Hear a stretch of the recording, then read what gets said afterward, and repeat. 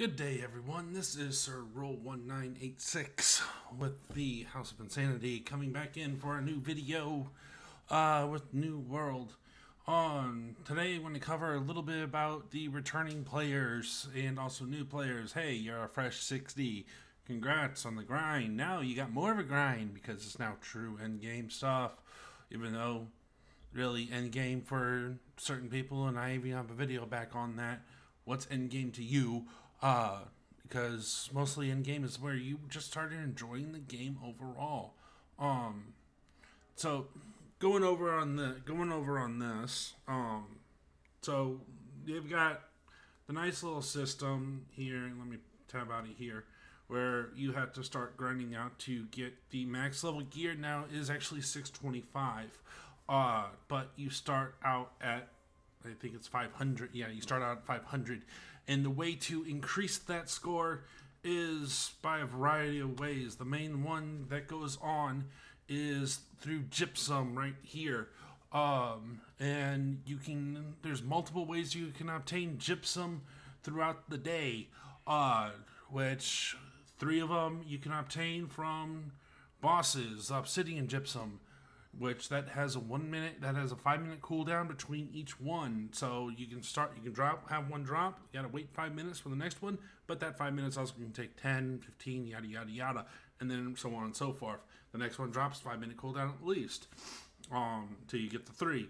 Then you also have the ones that I usually do, but everything that you do at 60 gives you something.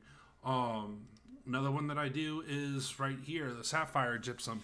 2 a day, you can get 2 a day from doing the regular 60 dungeons. That would be Lazarus, Genesis. Then also you got the new one, Barnes and Barnacles, and then also you got Tempest as well. So plus also, while you're doing those dungeons too, you can even get expertise bumps up from the gear that drops in there. Then another one I do also is the rubies, which that's OPR. You get 2 of those per day. And also the OPR chest. Another way you open those chests, you get gear bumps as well at some times, as well as some 60 gear to go with. And OPR, yeah, it's PvP mainly, but there's also some PvE elements in there, which I will say this as a disclaimer: you do need at least 1,000 points to qualify for any rewards in there, so be careful. And hell, I've done a whole entire match where I've just done basically all the PvE stuff and built a fort. That's enough to get by, but you have to do it solely by yourself. But there's always usually 1 or 2 other people with you. Once you start building the fort, they're like, "Oh, we're just going to take the easy route." Another one, giant diamond gypsum, which actually, with the medley fair being over, with the medley fair we got 6 a day.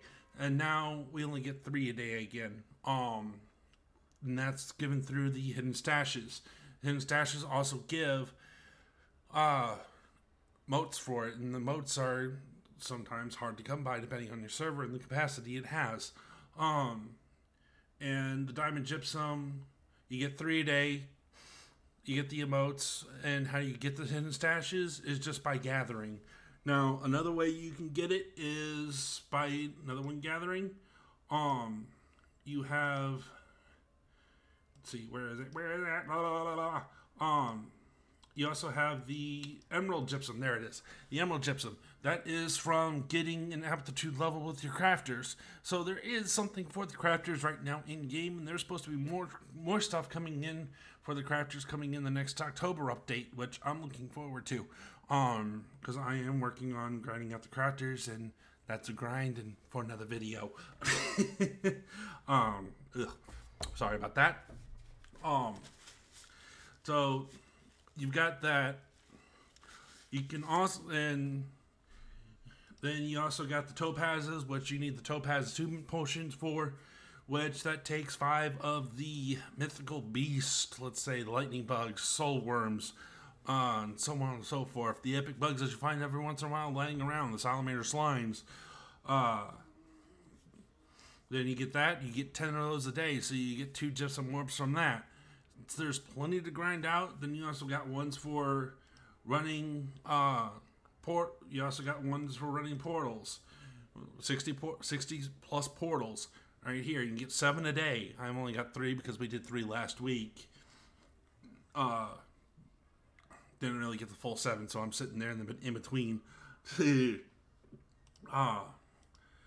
you also got the 3v3. You also get some from 3v3s at level 60. Another way, because you take these gypsums and you make cast out of them for... Now I'll just go ahead and craft this because I've got plenty of gypsum. For, say, whatever piece you want. Bada bada boom. But you can also get a secondary cast with these. But these can go... The second route can go a little bit more expensive. But if you don't care about the gold in the game, then by all means do so.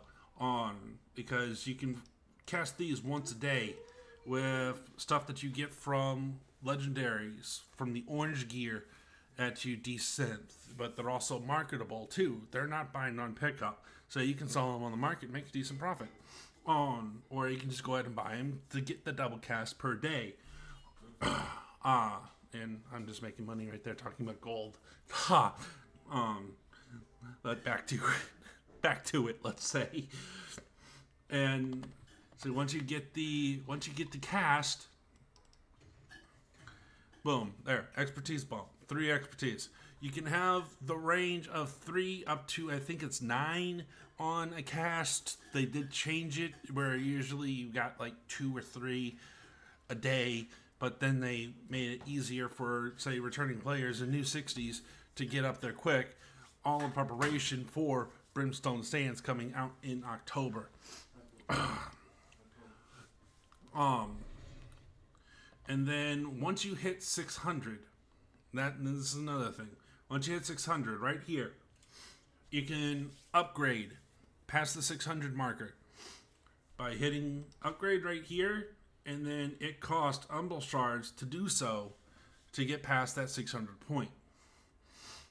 And then that's how you get up to 625. Which, that's a nice little grind and everything else, but it's worth it in the end run. I'm saving up on these because I don't know which full-on spec to go for yet. I've got a tank build set. I've got a range cast, full-on range physical, and then also a ranged magical DPS, which I'm wearing right now, which is a combination of a fire and ice build, which is Ice Gauntlet and Fire Staff. And then my ranged physical one is, which people always say, why the hell do you do it? Because I want to, is bow and musket. And then my tank build is what the people call meta, but I don't really call it meta because it's my own build. Is Great Axe and Sword and Board. And I end up using Sword and Board a lot more because, yeah, I'm that kind of person. A tank isn't a tank without that, with the Sword and Board, even though I play Warrior in 14.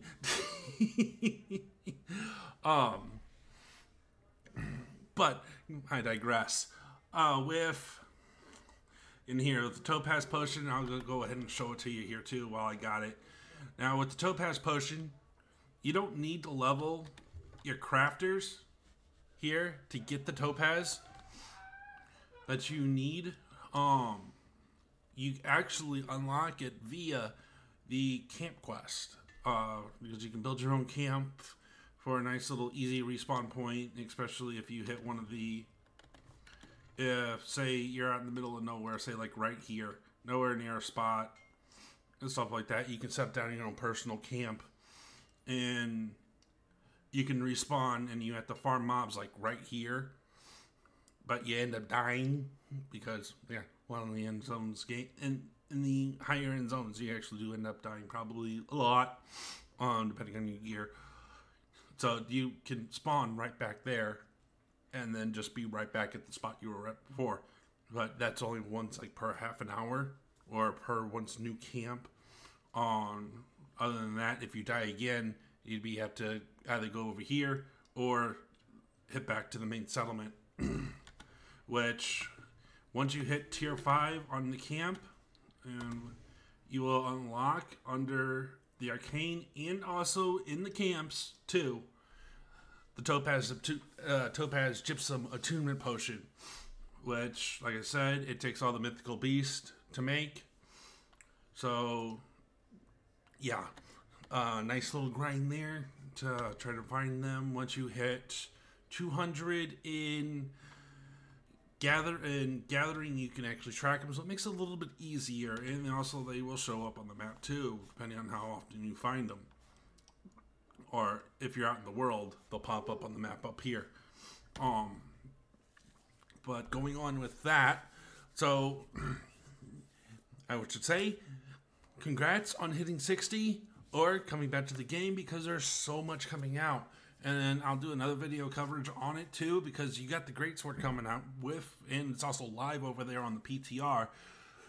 And you also have Brimstone Sands coming, which that's a huge expansion. From what I've heard, it's going to cover all this right here, and it's going to be 3, not 1, not 2. It's going to be 3 large zones. So, yay, more content for us to do. And especially for those sitting us at what the true endgame would be for a lot of people. So, with that, I will be signing out. Hopefully this quick guide helped you out a little bit. Like I said, if you have any questions, comments, whatever, please drop down in the comment section below. I will get to you as soon as I possibly can. And also looking forward to doing more content videos like this and so forth going on in the near future. So without further ado, if you also do, please, if you've made it to this point in the video, please do like and subscribe. That way you can get notifications about my new content coming out that I'm going to be doing, both in New World and also Final Fantasy XIV. I'm trying to get back into the swing of things, because things have gotten a little tiny better, but still it's up in the air. I also do stream on Twitch over there and the links down below, at twitch.tv/SirRule1986. I'm trying to get back to my normal stream schedule, which my normal stream schedule is Wednesdays, Fridays, Saturdays, and Sundays. Usually starting at 6 Central Standard Time and going until I'm basically tired, except for like the Wednesday stream. The Wednesday stream usually ends up being a little bit shorter, and so does the Sunday stream, but we'll see how that changes and everything else. But other than that, thank you all for tuning in, and I will see you all next time. Stay crazy, my friends.